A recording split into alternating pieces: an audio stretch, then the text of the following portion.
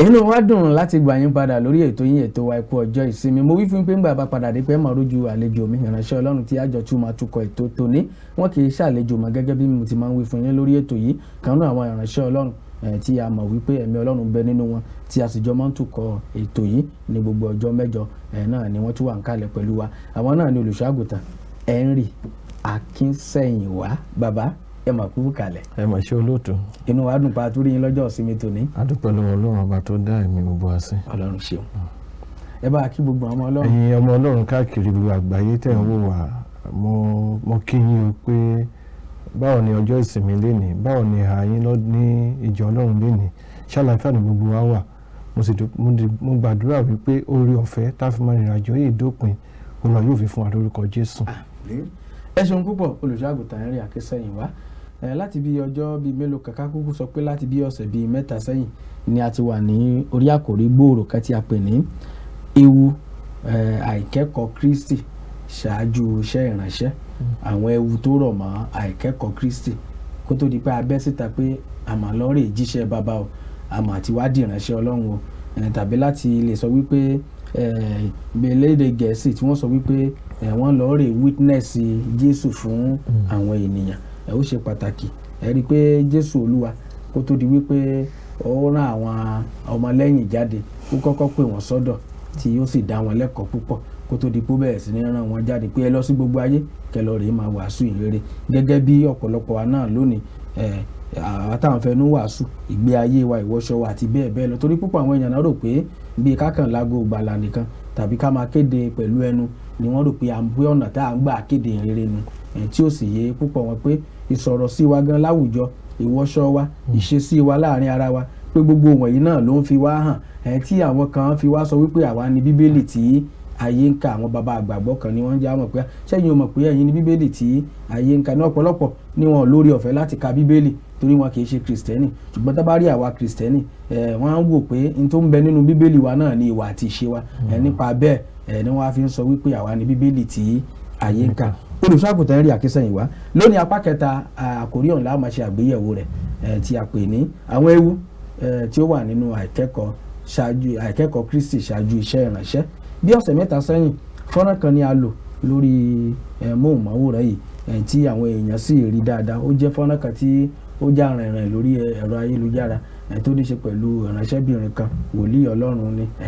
ká sọ bẹ́ẹ̀ pé wọ́n níbi ìsọmọlórúkọ làwa ń gbọ́ àwọn ọ̀rọ̀ tí ò yẹ kí a gbọ́ lẹ́nu wọn tí gbogbo wa tí à ń sọ wípé ẹ jẹ́ apáwọ́pọ̀ wọn ní ká jẹ́ kúrúkú tán àwọn kan tó wá ń gbọ́wọ́ ẹ̀ sínú àwo tán ganan ló fẹ́ dàbí ẹni pé ọ̀rọ̀ ń fẹ́ rí ńgbà ẹni tó pera rẹ̀ ìránṣẹ́ Ọlọ́run bá wá lè máa sọ wípé tó ń fún lórúkọ tó sọ wípé lára àwọn tí ó máa kó owó orílẹ̀-èdè Nàìjíríà jẹ pé kí ọ̀run náà kí ó ka orúkọ rẹ̀ mọ́ wọn àfi bí èpè ló ṣe rí lójú tèmi. Olùṣọ́ àgùntàn Henry Akinsehinwa ẹ jẹ́ n béèrè ìbéèrè àkọ́kọ́ kí ni à ń pè ní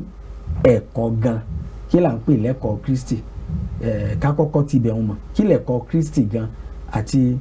kí ni pàtàkì rẹ̀ nínú ayé wa kó tó di pé àwọn mẹ́nubà tá à ń pè ní ewu àìkẹ́kọ̀ọ́ yìí. Ẹ ṣe olóòtú.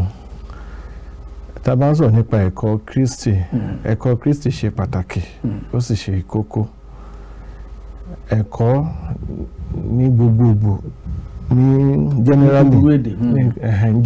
náà ló pé ẹ̀kọ́ túmọ̀ sí ní gbogbo èdè ní gbogbo ọ̀nà ẹ̀kọ́ túmọ̀ sí fífúnni ní ọ̀rọ̀ tó máa yí ìrònú ẹni padà síbi ṣe ń rò tẹ́lẹ̀ ìyẹn ní ẹ̀kọ́. O ti ronú ní direction kan tẹ́lẹ̀ wá ní ọ̀rọ̀ kan tá ń sọ fún ẹ léraléra tó wá ń gbéyẹ̀wò tó wá ń yí ìrònú yẹn padà sí ìrònú ìmíì. So nígbà tó bá sọ pé ẹ̀kọ́ Kristi túmọ̀ sí yíyí ìrònú wa padà sí ọ̀nà Kristi yẹn ní ẹ̀kọ́ Kristi. A ti wà lọ́nà ìparun tẹ́lẹ̀ a ní ọ̀gá kan tẹ́lẹ̀ tó máa ń darí wa a ti ní taskmaster tẹ́lẹ̀ ẹni tó ń kó ní ṣiṣẹ́ abẹ́ ìlàwà títí tá a ti pẹ́ apẹ́ gan lábẹ́ so ẹ̀kọ́ Kristi yìí ló máa ronú yí ìrònú wa padà pé a sí lábẹ́ ẹrú mọ́ àti dọmọ torí tá a bá lẹ́kọ̀ọ́ yẹn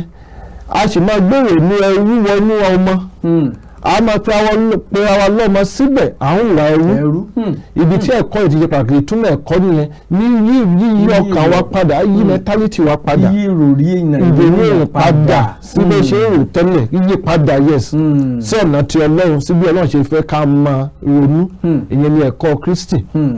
ìtumọ̀ ẹ̀ nìyẹn. ẹ ṣeun púpọ̀ olùṣọ́àgùtàn ní ìsìn tí ẹ ti jẹ́ kí a mọ tí ẹ̀kọ́ Kristi dálé lórí àti iṣẹ́ pàtàkì tó ń ṣe láyé wa. àwa ń ta gẹ́gẹ́ mo ṣe sọ lẹ́ẹ̀kan púpọ̀ ni à ń rí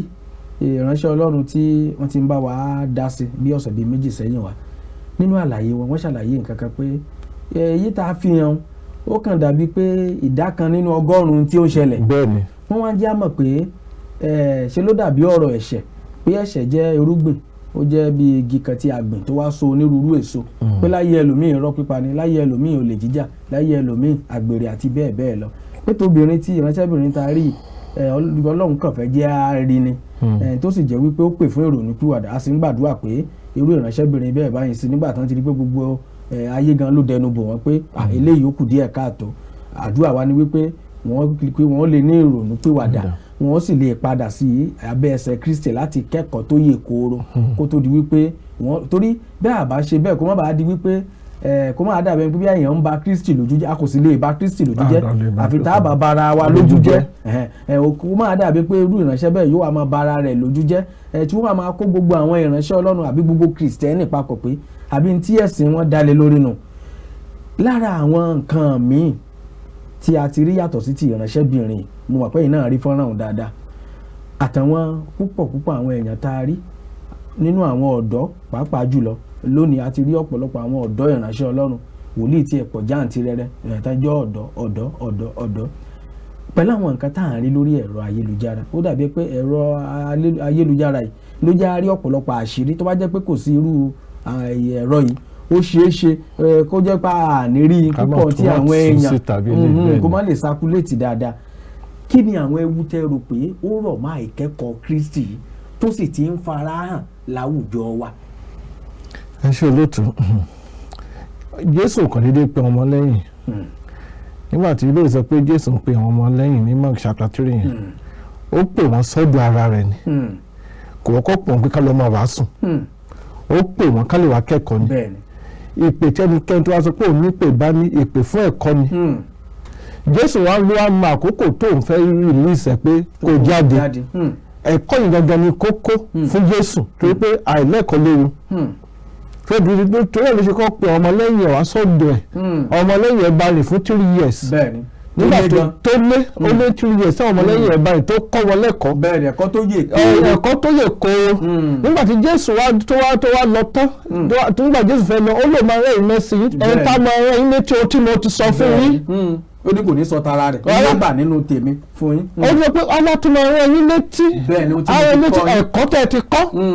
ẹ̀kọ́ yìí ṣe kókó so ẹ̀kọ́ tí ìgbàlódé pé òun ní pè ìpè wo ló ní ìpè tá a kọ́kọ́ ní our primary ìpè ni pé káwá kẹ́kọ̀ọ́ ká lè dàbí Kristi. nígbà náà láti ẹ̀ tó lè mọ tí Kristi gan dálé lórí gan pàtó. bẹ́ẹ̀ni sà ẹni tó bá lọ máa jẹ́rìí fún èèyàn tó mọ ìwà ẹni tó bá lọ jẹ́rìí fún tó jọ́ tó bá lọ pé ìwọ jẹ́ lẹ́yìn tó jẹ́ witness tó bá ṣe dúró bá àwọn èèyàn àti mọ̀ pé ẹlẹ́rìí ẹni lélẹ̀ àrí ìwé jẹ ní lára ẹni yìí. ìbákú rí kà nínú ìwé iṣẹ́ àpòstélì tó jámọ̀ wípé ní Áńtẹ́nì ni wọ́n ti pè wọ́n ní Kristi. bẹ́ẹ̀ni sà. torí ìwà wọn fara pẹ́ ní Kristi. nígbà tí àwọn lẹ́yìn tí wọ́n tẹ̀ wọ́n fi Sanhedrin àwọn Farisí tó ń pe àwọn Sadusí gbogbo ẹ̀ tó ń pe àwọn ọmọlẹ́yìn Kristi lẹ́yìn tí Jésù lọ tán tó ní Acts chapter 4 kọ́ni Acts chapter 4 verse 13 tí wọ́n wò tí wọ́n kọ́ pè wọ́n wọ́n ní wọ́n wo ìgbóyà tí wọ́n lẹ́yìn fi sọ̀rọ̀ pé àwọn tí wọ́n lóye tí wọ́n kàwé pé báwo ló how come báwo náà ni wọ́n ti sọ ní ọ̀rọ̀ náà tó fún ẹni ìgbóyà tó lè wọ́n lọ wádìí wọn wọ́n ní they took knowledge of it wọ́n rí pé wọ́n ti wà pẹ̀lú Kristi for years. wọ́n ní no wonder. tó ti ń kẹ́kọ̀ọ́. wọ́n ti kẹ́kọ̀ọ́ abájọ tó fi boldness ẹ̀kọ́ máa ń mú ìgbéyà báyẹ̀ ni. nítorí wọn lọ ní wípé àwọn ò rí wọn nílé ìwé táwọn dálẹ̀. wọn ò rí wọn ní fọ́nrán education bẹ́ẹ̀ ni ilé ìwé Sadusí pé gbogbo òwe máa ń ka wọ́n mọ tó wà sórí bẹ́ẹ̀ni gbogbo ẹ̀ lọ́mọ sórí. àárín wọn nílé ìwé wa àárín wọn bẹ̀. wọn ò sì ní dìgírì bẹ́ẹ̀ni wọn ò ní masters ṣé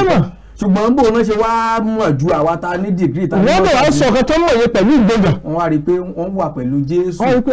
mẹ́ta ó lé abájọ mẹ́ta àtàwọn náà fi kẹ́kọ̀ọ́. bẹ́ẹ̀ni tí àwọn ará ayé ò bá ti máa rí wa pé ẹni ti wà pẹ̀lú Kristi kì í ṣe àtẹ̀lé Kristi o so bí ẹ tẹ́ ẹ sì tẹ́ ẹ rí ẹni tó lọ ń sọ ọmọ orúkọ tó yẹ kò mọ Jésù ìjọ òkè ṣe ìrìnsẹ̀ Ọlọ́run rárá tó ń pẹ́ kò tiẹ̀ ní Kristi ẹni tó bá ní Kristi ìyè Kristi wà lára ẹ̀ our conformed to the image of Christ ètò Ọlọ́run ni ipe káwa conformed pé ká jọ Kristi tó ẹni bá ti sọ orúkọ tó sọ yẹn kò mọ Kristi tó bí pé ó fẹ́ jẹ́ ìránṣẹ́ Kristi Jésù lè rán rẹ̀ iṣẹ́ so káwọn máa dà pọ̀ Kristi ò kéré ìránṣẹ́ Kristi akọ́ pè wá sọ́dọ̀ ẹ̀ ni láti kẹ́kọ̀ọ́ nígbà tó bá rí àwa release yẹn àwọn míì lè kẹ́kọ̀ọ́ for 4 years péré kí lè rí release ọ̀yá kó lọ bẹ̀rẹ̀ iṣẹ́ ìránṣẹ́ àwọn míì lè wà kọ́ máa kẹ́kọ̀ọ́ for 20 years yóò sá sọ pé ṣáàṣì jókòó ṣáàmọ kẹ́kọ̀ọ́ òun ló mọ ìgbà àwa kọ́ là ń pera wa Jésù ló ń pè wá sọ́dọ̀ ara rẹ̀ nǹkan tó fà á tí àìlẹ́kọ̀ọ́ fi wà lóde nínú yẹn lọ fún ọ̀pọ̀lọpọ̀ àwọn ìyá kan ń pe àwọn síta báyìí ni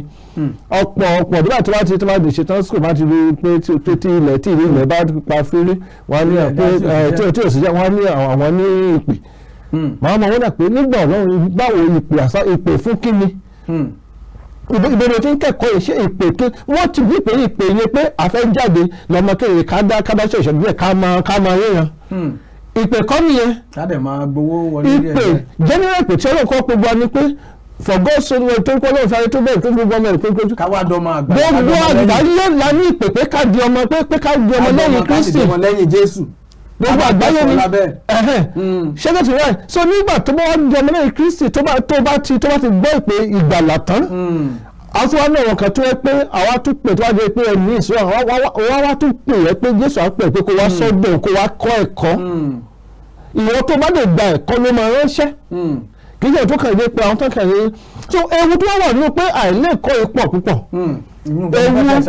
ewu tó wà níbẹ̀ òun náà là ń jẹ́ lọ́wọ́ ní Nàìjíríà lọ́wọ́ báyìí tí tá a bá lẹ́kọ̀ọ́ ní máa gbórúkọ ní àwọn tó sọ pé tó lọ́wọ́ tó sọmọ orúkọ tó sọmọ tuntun tí ò tí ì mọ̀ kan pé kókó mọ́ tó wá gbé pélù pé kó wà lọ́wọ́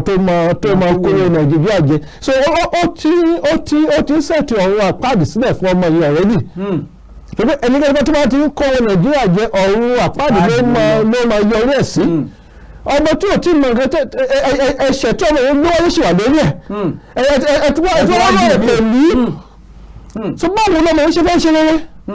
tí ọba tí wọ́n ń dàgbà sí náà kọ́nà fún ẹ̀ gbà náà ni kò ní jẹ́ képe ọ̀hún mọ́ ọmọ rárá àbísà so kọ́nà fún ẹ̀ káà gbìyà ṣàánú ọmọ yẹn ni kò gbà kúrò nínú ẹ̀ ni. èmi náà mo gbà ládùúà fún lórúkọ Jésù ọmọ orí ẹ̀ èpè ò ní mọ́. àmín Jésù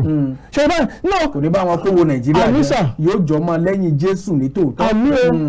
àìlẹ́kọ̀ọ́ báyìí ló ń jẹ́ ká máa ní half-baked Christians náà níjẹ̀ ní Christians wọ́n tẹ́ bá dé ọ̀pọ̀ churches lẹ́yìn báyìí tẹ́ bá wò wàásù wọn tẹ́ bá wo nǹkan táwọn tí àwọn èèyàn pè ní ìsọjí ẹ̀ mọ̀ pé ewu wà táwọn míì bá gbọ̀rọ̀ kalẹ̀ báyìí àwọn míì lè pé wọ́n ní kíkà fi Késárì fún Késárì pé àtàbà tí ẹ ti ṣe Jésù nígbà ogun náà ká fi Késárì fún ká lọ ká bá wọn bọ̀ fún ṣèbí ìbéèrè sọ bẹ́ẹ̀ ṣé kan tí Kristi sọ nìyẹn nípa Késárì àìlẹ́kọ̀ọ́ ló ń fa gbogbo misinterpretation. tó fẹ́ lọ ṣòṣà alẹ́ ẹ̀ tí wọ́n sọ pé ìgbàgbọ́ ní amọ̀tò ìṣòro bàbá wa ẹ fi ti Késárì fún Késárì ṣé òṣàlẹ̀ bàbá ẹ̀ ṣé òní Késárì. gẹ́gẹ́ bí báyìí àìlẹ́kọ̀ọ́ ló jẹ́ ká sọ ìrìn di materialism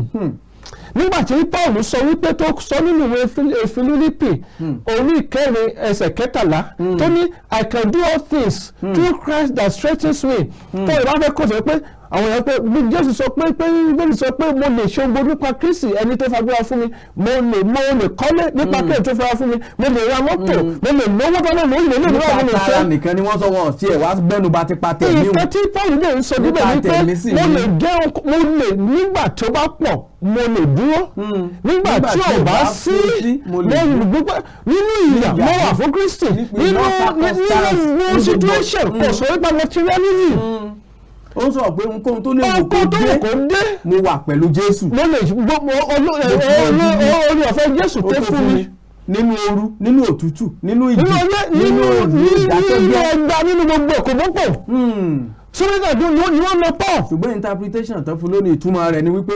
mo lè lówó mo lè kọ́lé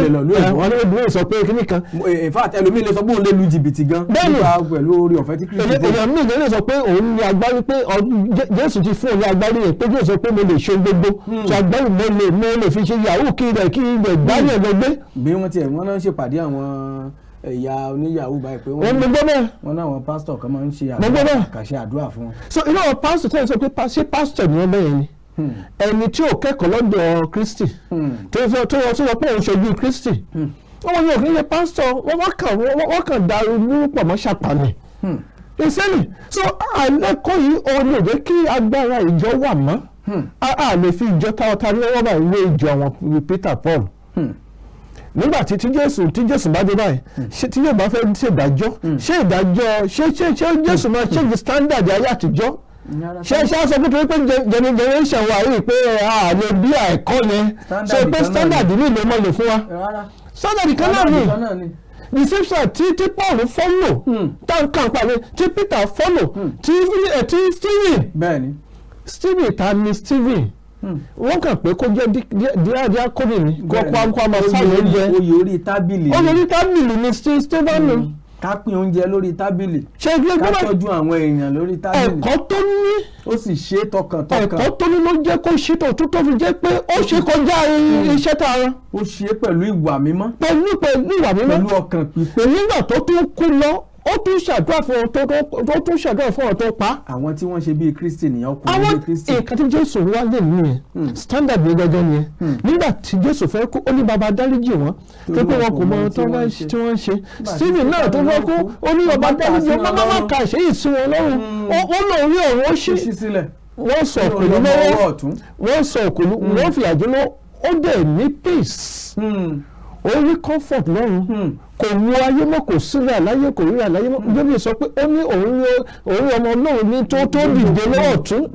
tó bá ka gbogbo bíbélì ṣe bíbélì sọ pé Jésù jókòó ni pẹ̀lú ọjọ́ ti Stephen rìn Jésù dìde ni tẹ́tẹ́ wọn lọ kàrádà Jésù dìde lọ́wọ́ ọ̀tún bàbá Olódùmarè ni pé this thing this is my standard kí là ń gbọ́dọ̀ ní báyìí materialism ìsọjí ìta gbangba ẹ lọ sí ìsọjí ìta gbangba yẹn kí náà sọ ń bẹ̀ bí wọ́n ṣe ló wá ṣe ọmọ tó wọ́n ṣe wọn lóògùn ogun ayébáyé ogun ìyá ogun ti bàbá ogun tó tún fọwọ́sowọ́pọ̀ mọ́ ti ilé àná tó ṣe gbogbo ẹ̀ nǹkan táwọn máa sọ nìyẹn àjìtọ́ àwọn èèyàn di ọmọ lẹ́yìn Kristi problem ta nínú yẹn. kò wá sáàyè fún ẹ̀kọ́ Kristi mọ́. kò sáàyè fún ẹ̀kọ́ Kristi eléyìí tá a gbọ́ tí tá a ṣe sọ pé èkó tó ní fọmọ tuntun pé tí ẹ̀yin dìsẹ́ntì ní fún ọ̀kan tá a sọ pé Ọlọ́run sọ pé níwò yí ọ̀la kò wá sòro fún o pé wàá di mílíọ̀nìà ẹni gbogbo nǹkan tó ń mọ́ ni owó àwọn bẹ́ẹ̀ àti ẹni tó sọ pé tó ń lò pé lọ́wọ́ tuntun the same thing ni gbogbo tá a bá ti lè kọ́ àwọn èèyàn ní ẹ̀kọ́ Kristi káfí Kristi hàn àwọn ènìyàn kì í ṣe ọmọlẹ́yìn Kristi ìwé tuntun pé jíjẹ́ ọmọlẹ́yìn Kristi jíjẹ́ ọmọ náà jíjẹ́ ìránṣẹ́ Kristi ní pé ká máa ṣe tí Kristi ṣe nígbà tó wà láyé nǹkan tí jíjẹ́ ọmọlẹ́yìn wà fún nìyẹn nígbà tí Paul sọ̀rọ̀ ní ìwé Philippians chapter 3 verse 10 yẹn tó ní that I may know him kí o lè mọ̀ àti agbára àjíǹde rẹ̀ and the power of his resurrection and the fellowship of his suffering ìdàpọ̀ ìyà rẹ̀ bẹ́ẹ̀ni kì í fẹ́ sọ̀rọ̀ pẹ̀lú ọ̀nà báyìí àwọn agbára àjíǹde báwo pé agbára yìí lóṣèlú wọn jù pé agbára kan agbára tó fẹ́ ṣẹ́gun ọ̀tá wọn ti ṣẹ́gun àtàmọ́lẹ̀ ìjìyà rẹ̀ mọ́.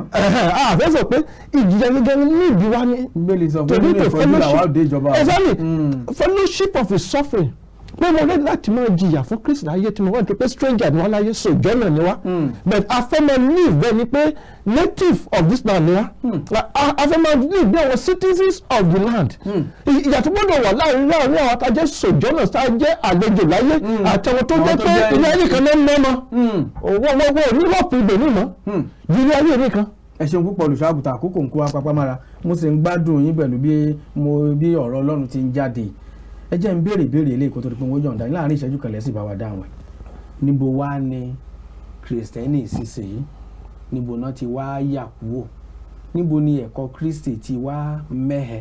nínú ìgbé ayé àwọn kìrìsìtẹ́nì ìsinsìn yìí púpọ̀ kì í ṣe gbogbo kìrìsìtẹ́nì o àwọn tí wọ́n sì dúró àwọn tí Bíbélì sọ pé ìpínlẹ̀ Ọlọ́run ó dájú o àwọn tí wọ́n sì dúró lórí standard Ọlọ́run wọ́n dúró wọn ò kàn wọ́pọ̀ ní ṣùgbọ́n púpọ̀ àwọn kìrìsìtẹ́nì ayé òde òní taari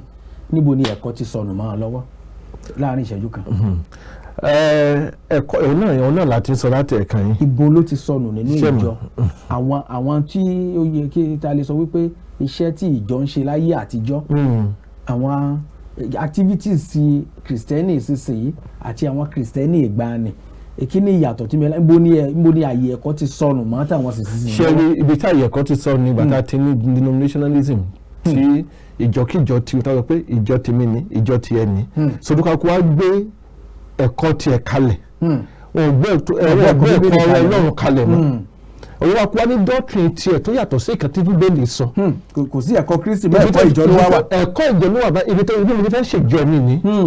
ibi tó ti sọnù nìyẹn táwọn ọ̀rọ̀ àṣẹ ẹ̀sìn mi fẹ́ ṣèjọ mi ní mi fẹ́ ti sọ kì í ṣe pé Bíbélì ṣe gbé kalẹ̀ lélẹ̀ ibi ti sọnù nìyẹn. ẹ ṣe púpọ̀ olùṣọ́àgùtàn Ọlọ́run yóò ràn wá lọ́wọ́ láti dá padà àkókò ńlọ mo rò pé a lè parí ẹ̀ lónìí ni tọ́nà bá sì jẹ́ tó bá jẹ́ pé Ọlọ́run fẹ́ tẹ̀síwájú lọ́sẹ̀ tó ń bọ̀ lórí àkòrí ọ̀hún lábàá tẹ̀ wájú abẹ gbogbo ẹ̀yin tẹ̀ ń wò wá lọ́wọ́lọ́wọ́ pàápàá jùlọ ẹ̀yin ìránṣẹ́ Ọlọ́run níbi tí a fẹ́ ká ṣiṣẹ́ lé lórí níbi tí ààyè ẹ̀kọ́ ti sọnù nínú ìjọ pàápàá jùlọ wọn ní àfikún kan Bible study ẹ̀kọ́ Bíbélì tá a máa ń ṣe púpọ̀ ní ọ̀rá ààyè fún mọ́ lónìí kí a sì dákun gẹ́gẹ́ bí ìránṣẹ́ Ọlọ́run ti sọ ẹ jẹ́ á gbé ẹ̀kọ́ ìjọ pati ẹ̀kọ́ ìjọ tẹ bá ti rí wípé kìí ṣe ẹ̀kọ́ Kristi tààràtààrà tó jẹ́ wípé ìjọ ló ń ṣiṣẹ́ fún tí ò fi Kristi hàn ẹ jẹ́ á gbé yun sẹ́gbẹ̀ẹ́ kan náà o ẹ jẹ́ á gbé ẹ̀kọ́ Kristi lójúlówó ẹ̀kọ́ tí ń gbé ní déjọba ọ̀run òun gan ni kẹjẹ́ àṣiṣẹ́ lórí mo gbà ládùúgbà pé Ọlọ́run yóò máa fi òye rẹ̀ yí wa lórúkọ Jésù olùgbàlà níta ń gbé yẹ̀wò lónìí náà la pè ní àwọn ewu tí ń bẹ nínú àìkẹ́kọ̀ọ́ Kristi ṣáájú iṣẹ́ ìránṣẹ́ apá kẹta ni tòní ìránṣẹ́ Ọlọ́run tí a sì ti jọ ń tukọ̀ ètò ńlá tẹ̀kan àwọn náà ni olùṣọ́àgùtàn Henry Akinsehinwa bàbá ẹ bá dágbére fún ọmọ Ọlọ́run kẹsì bá tó Ọlọ́run ẹ ṣe akú ọjọ́ ìsinmi o Ọlọ́run á ràn ọ́ lọ́wọ́ nígbà tí Jésù bá dé a ò ní sọnù orúkọ Jésù. àmín ẹ ṣeun púpọ̀ olùṣọ́àgùtàn Henry Akinsehinwa ẹ jẹ́ àdókè lọ́hùn náà nígbà wọn bá padà dé ìrere náà ni wọ́n máa gorí afẹ́fẹ́ ẹ má yìí kú mẹ́ mọ̀ padà bọ̀.